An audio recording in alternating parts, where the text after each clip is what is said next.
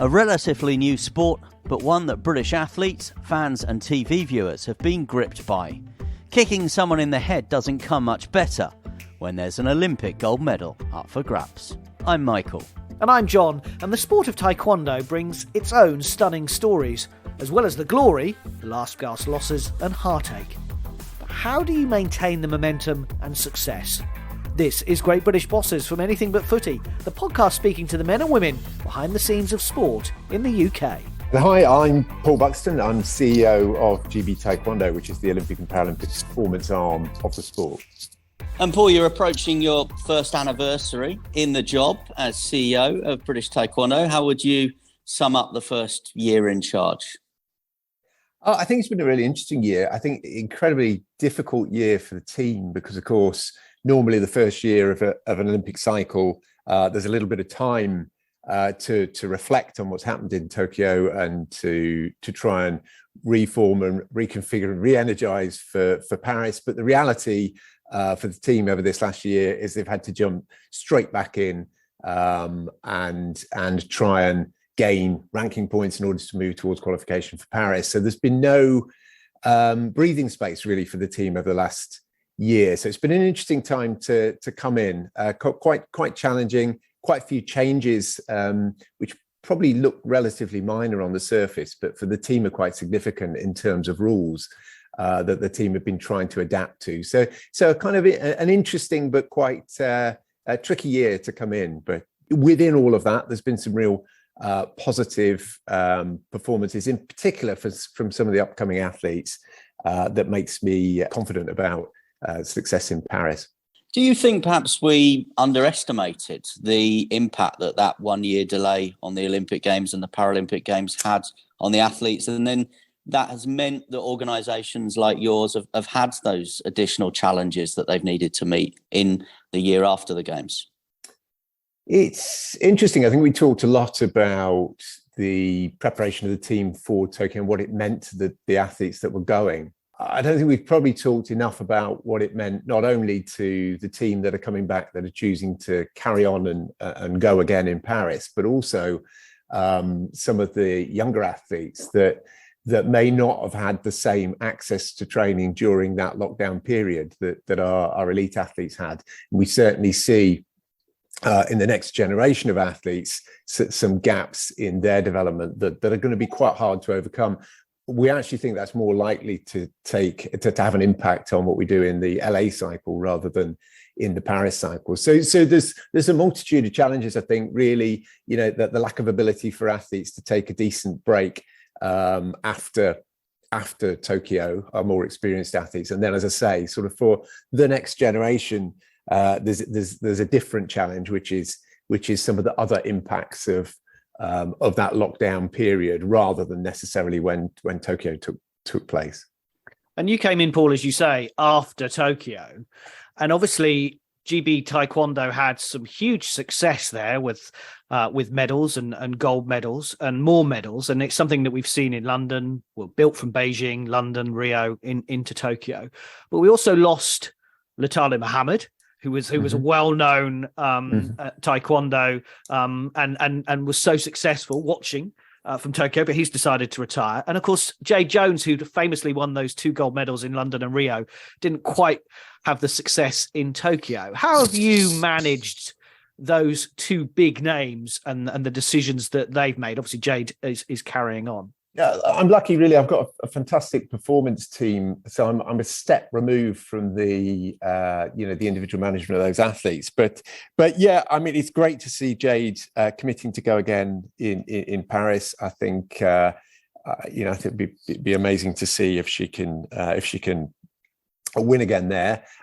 It's always sad to see experienced and athletes that are great ambassadors for the sport, like Latalo, choosing to hit an end on their Olympic journey. But that is sport. We've got a new generation of athletes, and I think for me, I think it's really exciting to see who's coming through next, with this sort of a long list of names, but there's definitely a short list who could surprise us over the next couple of years, I think. And they're equally strong athletes, equally good ambassadors for the sport. So it's the nature of what we do. When one generation moves on, and we have to move on with them, and look at who's next. And I think maybe from a CEO's point of view, in some ways, having new blood coming through kind of makes you want to do something different. You said, the challenges that you've had since coming in, and even the athletes, but actually this gives you opportunity to maybe change a few things because you have different people that are coming through your team. Yeah, agreed. I mean, we see a different generation really, and a different culture and different expectations from athletes than we did in the early days. We've got to remember some of the athletes that are retiring now actually started in the sport just as it was beginning to grow a program. So they had experience almost certainly pre an established program, lottery funded program. And yet, the next generation don't see that. They've come straight into those kind of programs. That said, the journey that happens before they come to us, before they come into that national centre and that really well supported program is it's actually not changed much at all. And that's perhaps one of the biggest challenges I see ahead is trying to take some of the learnings and some of the progress that's been made at the elite level and try and help athletes before they come to us get a, I won't say better experience, because that's to dismiss the really hard work that goes on in clubs around the country, but to improve the quality of their preparation so that they're ready for what they're going to experience when they become part of the national programme. We do some work in that space, but I definitely feel we haven't been able to reach far enough to make the difference that I'd really love to see us make. So yeah, there's almost three groups of athletes. There's our established athletes that we're there to hopefully support to go again. There's the upcomers that are already part of our academy program, but then equally there's this next generation who I say have been affected perhaps more than the rest of our athletes by this lockdown period, and equally by the need to strengthen that infrastructure of sport that underpins what we do.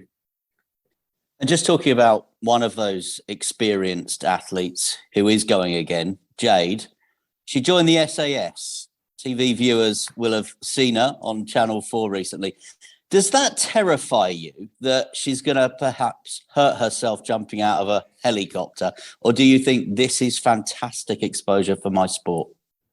Good question. It probably terrifies our performance director and our medical team more than me, who's perhaps got a slightly broader perspective on thinking about the exposure of the sport. So I think it's a great thing. Once athletes that are at a stage where it's reasonable that they can take some time out after games, although I say it was very difficult in this cycle with such a short 3-year cycle. But yeah, a bit of both. It's a great thing to see athletes gaining a profile, both for their own sakes, but also for the sake of the sport.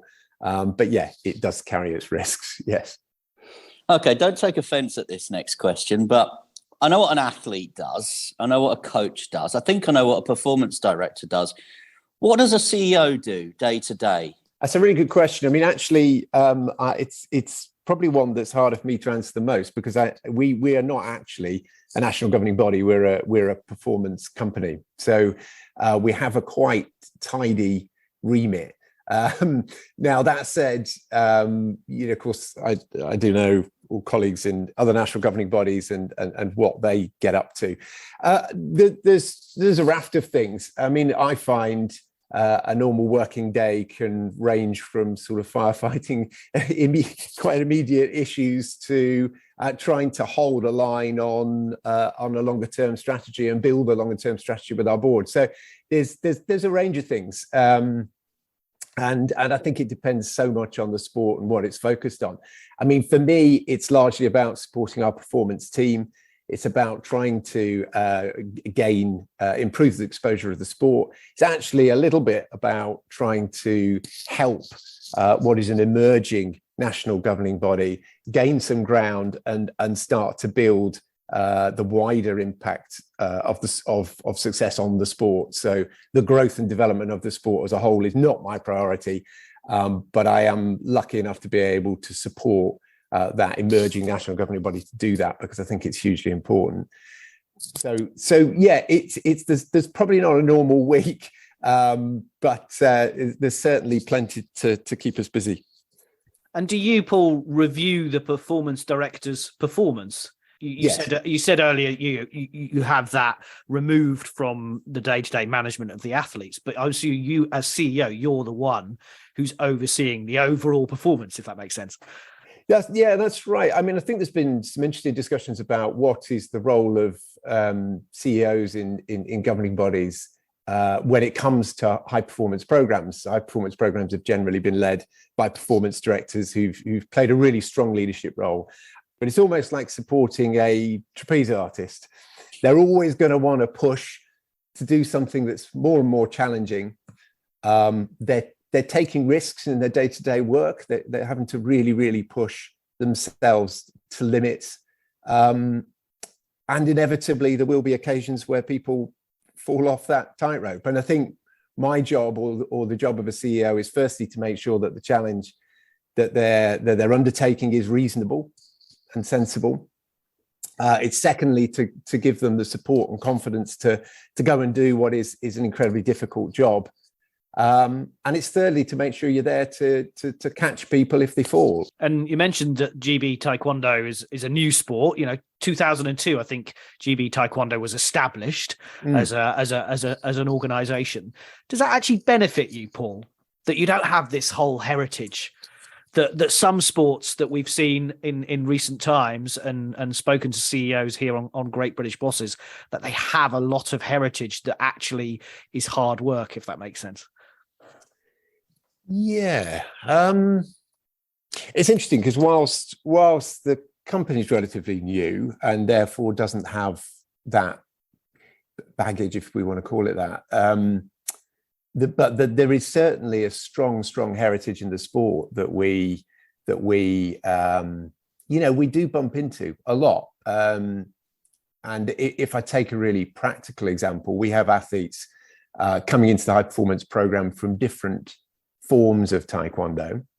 There can be a huge perceived barrier, especially amongst those that have been in the sport a long time, between those different forms of Taekwondo, because there can be a real sensitivity to athletes joining a national program to participate in the Olympic version of the sport who have grown up in a non-Olympic version of the sport. But our job is to keep those pathways open. So there is, despite being a new organization in that landscape, and luckily sort of being a relatively politically neutral, if I can use that word, use a small p, politically neutral organization, that heritage can from time to time work against us.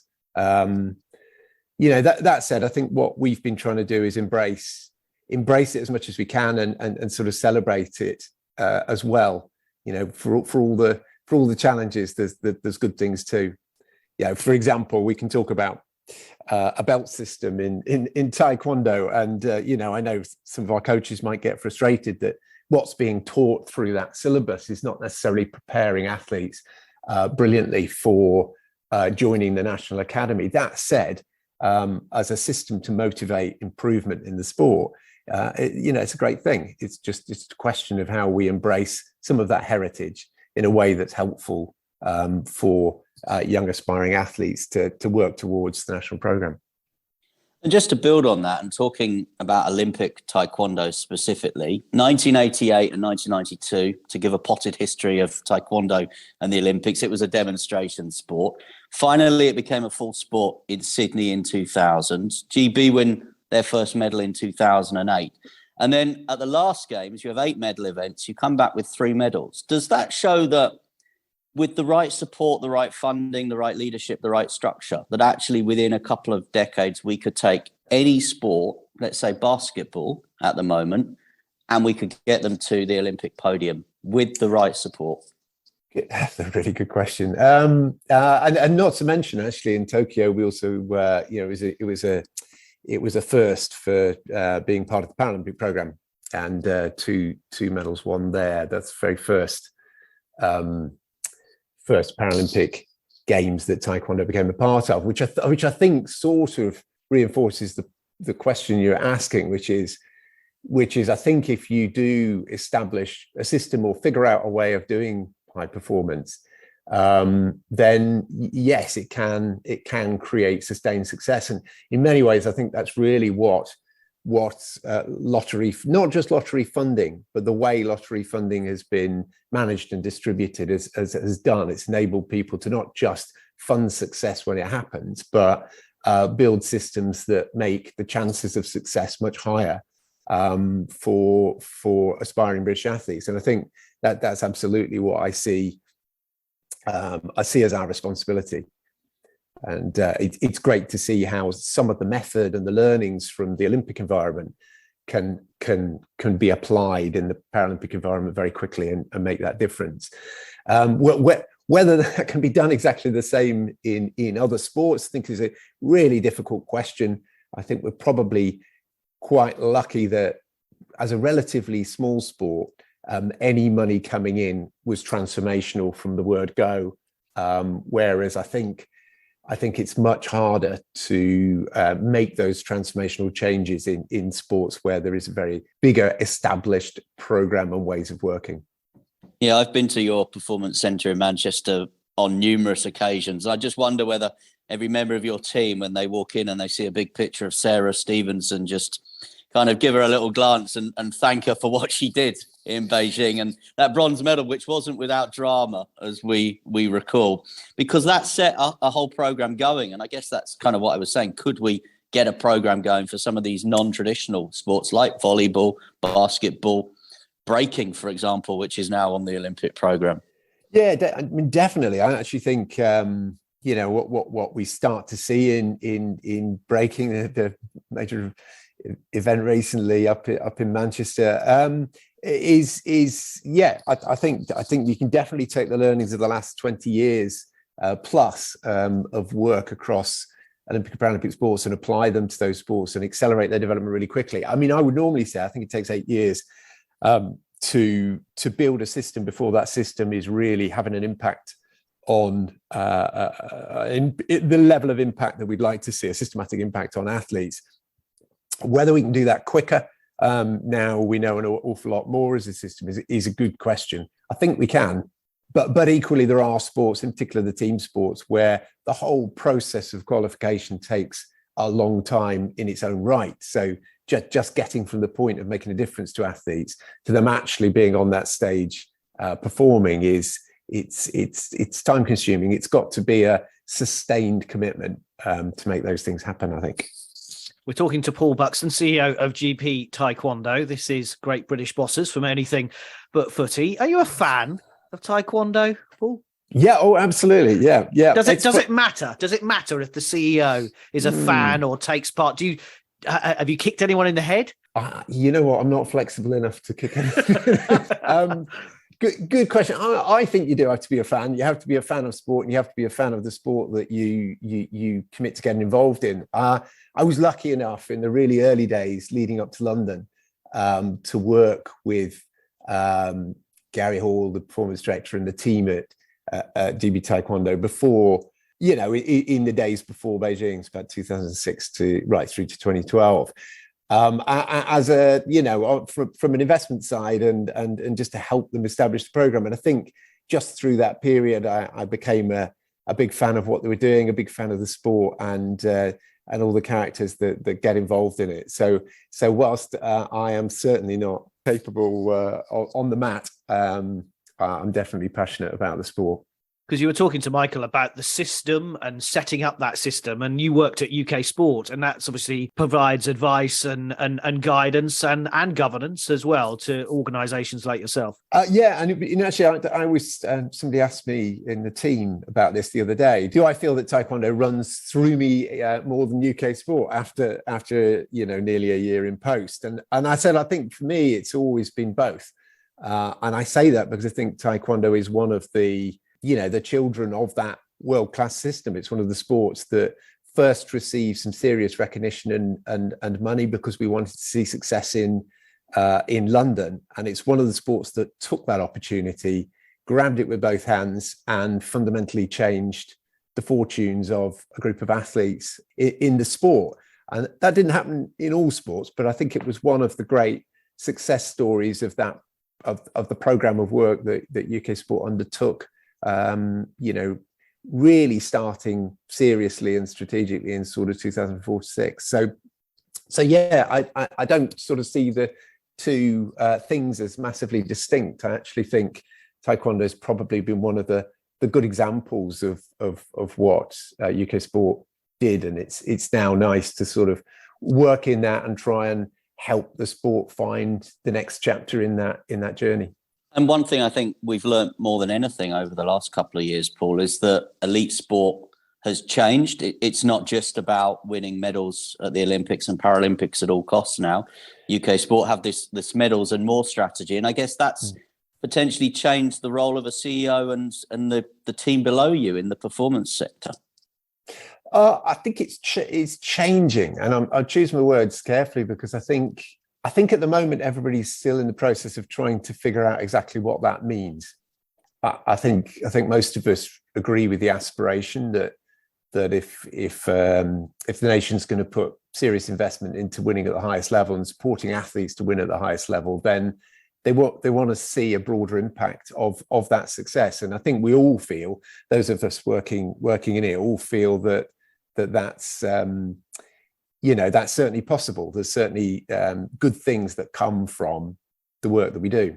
Exactly how we realize, how we improve that, how we realize that more is another question. And I think we certainly are still trying to work through exactly what we can do in that space. The things that I guess what we're trying to identify is the things that will come naturally to us rather than the things that are not necessarily directly connected to what we do.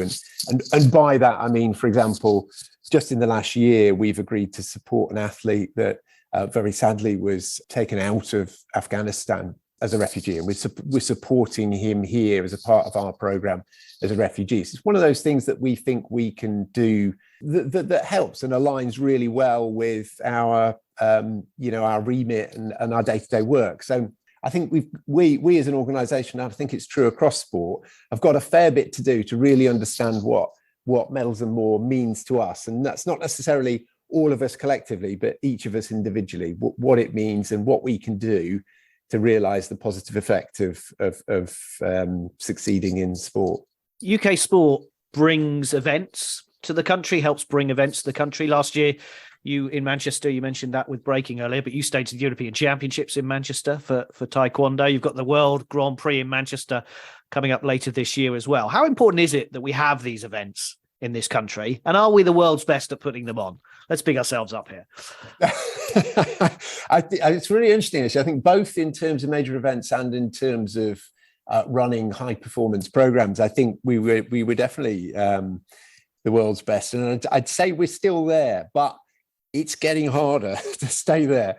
We were probably one of the sports that if you went around the world to other events, some of them, frankly, weren't brilliantly well run. And I'm being kind in my words there. So actually one of the benefits of home events was actually knowing that the thing was going to run to the dates that had been set more than a month in advance. And it's actually going to be run well. So, but yes, it is getting hard to stay right at the top of hosting. Do I think it's important? Yeah, absolutely think it's really important. Interestingly, I think after the European Championships, I wrote a note to the team, my old colleagues back at UK Sport, and said, despite sitting close to the major events team for a number of years in that office, I probably hadn't really appreciated just quite how important the running of major events was, not just for our athletes and for performance and for our standing in the world, but because of the opportunity it creates to engage our volunteers, to cement local partnerships, to inspire local kids, to attract commercial interest, to build on our international relations and to capture the imagination of new followers. All of those things are triggered by these major events. So for me, keeping a series of events in the calendar that create those opportunities is massively important, and hopefully something we can continue to be world leading at. And it may be too big a question, but you mentioned funding earlier, and obviously the UK sports system and providing money to train athletes to win medals and inspire. Can that continue? Because it's been building since 2012, and the successive governments have carried on providing that money. But there's lots of question marks about where money's being spent in this country at the moment. Do you think sport will hang on to what it's got? Could it cut its cloth accordingly? My overall feeling is that sport is good value for money. If I look at not just the impact on athletes and the aspiration that creates across sport in the UK, but I look internationally at how we're perceived. So much of it's defined by real simple things, and sport being one of the most prominent.